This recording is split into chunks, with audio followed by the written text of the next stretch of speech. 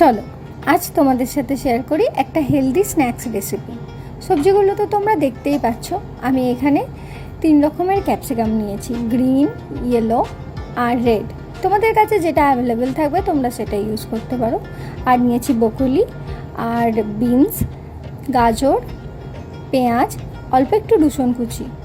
তোমাদের ঘরে বাড়িতে যা যা সবজি থাকবে তোমরা সেগুলো ইউজ করতে পারো। এতে একটু চিকেন আর আলুও অ্যাড করতে পারো, বাট আমি আজ ভেজই বানাবো।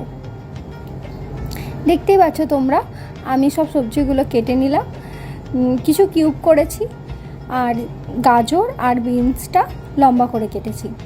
ব্রোকলিও কাটা হয়ে গেছে, এবার দেবো কাঁচা লঙ্কা। সব সবজি আমার রেডি।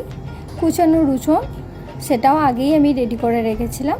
এবার কড়াইতে অল্প একটু ঘি দিয়ে সমস্ত সবজিগুলো হালকা করে সতে করে নেব। বারবার ঢাকা দিয়ে সবজিগুলোকে হালকা করে সিদ্ধ করব।